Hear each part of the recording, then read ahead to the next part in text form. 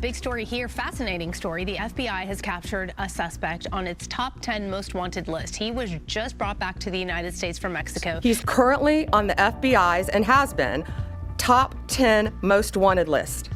He controls one of the most prolific and violent drug trafficking organizations in this world. Ryan Wedding tormented several people and several families that will never be the same. But today, they get the justice that they sought. January 22nd, 2026, Mexico City. Ryan Wedding walked into the U.S. Embassy after dark. FBI's #1 most wanted fugitive.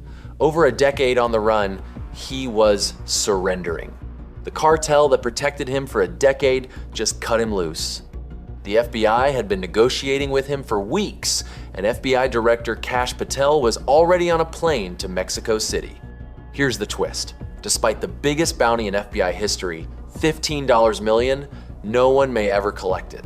Here's the 24-hour timeline of how it went down. Missed the button? Go ahead, subscribe now so you don't forget later. Films Uncovered is breaking down the cases that matter. Who was Ryan Wedding? Former Olympic snowboarder turned drug kingpin, Wedding competed for Canada in the 2002 Winter Olympics in Salt Lake City. He finished 24th in parallel giant slalom. Clean-cut athlete, promising future, everything ahead of him. Then, he disappeared into the drug trade. By 2015, he was running a transnational cocaine trafficking organization, moving hundreds of kilograms from Colombia through Mexico into the United States and Canada. The operation generated millions. Federal investigators called it one of the most sophisticated trafficking networks they'd ever seen. October 2024, the US government announced charges against Wedding and 15 associates. Multiple murders tied to his organization. Victims included innocent people caught in the crossfire. The State Department posted a $15 million reward for information leading to his arrest, the highest bounty ever offered by the FBI. Wedding vanished deeper into Mexico. 3 weeks before. 3 weeks before the surrender, Wedding was still moving between Mexico City's luxury hotels. Different location every few nights. He'd been doing this for over 10 years. His protection came from Los Chapitos, the Sinaloa cartel faction loyal to El Chapo's sons. But the cartel was in civil war. July 2024, one of El Chapo's sons betrayed Ismael El Mayo Zambada and handed him to US authorities. The Sinaloa cartel fractured. Thousands killed in Sinaloa state. Thousands disappeared. David Saucedo is a Mexican security analyst. According to his sources in Mexican security, Los Chapitos made a decision in late December. Pull Wedding's protection. Reasons unknown. Without their backing, Wedding became a target for the rival faction, the same people who wanted revenge for El Mayo's betrayal. Wedding had two options: surrender to Mexican authorities and risk assassination in custody, or negotiate with US authorities and face life in federal prison. According to Saucedo, the cartel orchestrated the surrender. They wanted to keep his distribution networks, routes, and contacts. Everything he built, the negotiations. Early January 2026, US authorities made contact with Wedding. The negotiations started. According to Saucedo, based on conversations with Mexican security sources, the negotiations were established various days before the surrender. FBI Director Kash Patel was monitoring the operation. When Wedding agreed to terms, Patel scheduled travel to Mexico City. Location: US Embassy, Mexico City. Date: January 22nd, 2026. Time: after dark. Extraction team: FBI hostage rescue team. In a later interview with Vanity Fair, Patel described it as an intense negotiation. Mexican authorities coordinated with the FBI, Department of Justice, State Department, and Royal Canadian Mounted Police.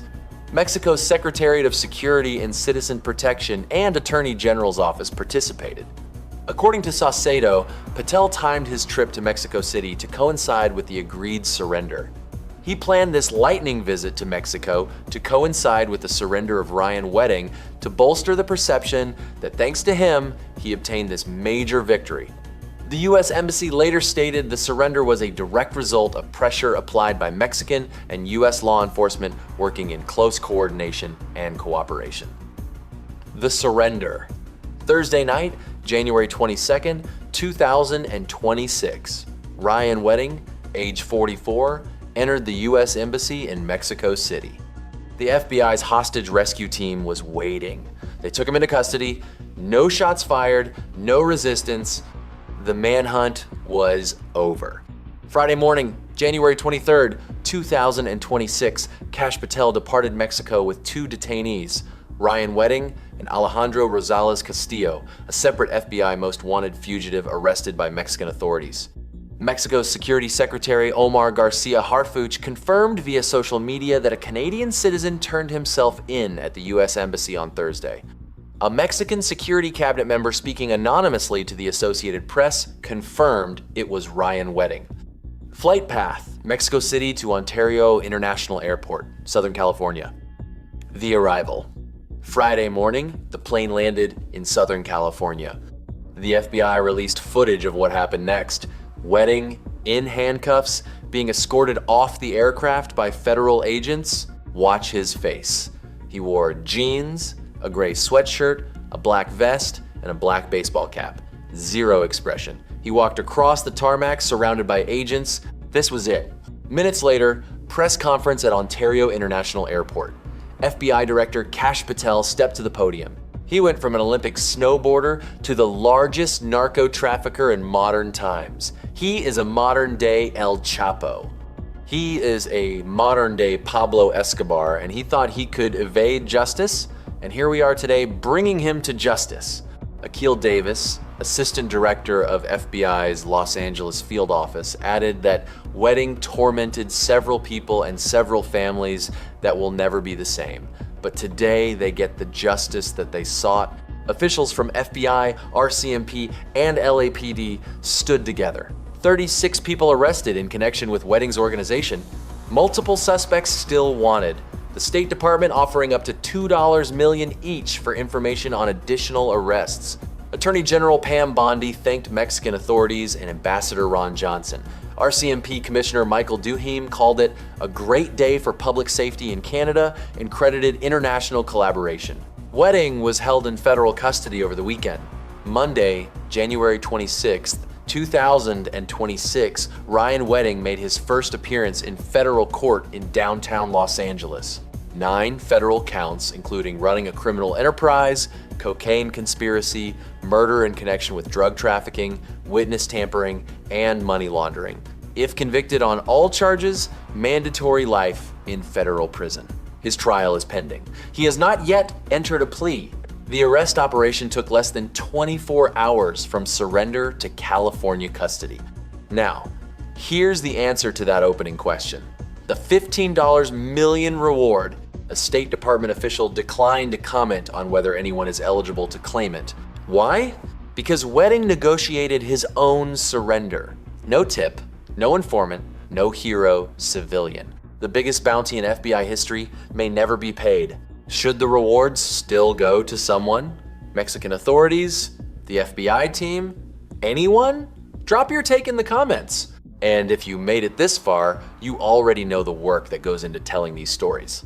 Do the simple part on your end. Subscribe, hit the bell. More cases are coming, darker, deeper, and closer to the truth than anything else you'll find. If you enjoyed watching how Ryan Wedding surrendered after 14 years, then you'll want to see our film on how FBI officers rose to power and became the most notorious and powerful hitmen for the Mafia. That video is on the upper left of your screen.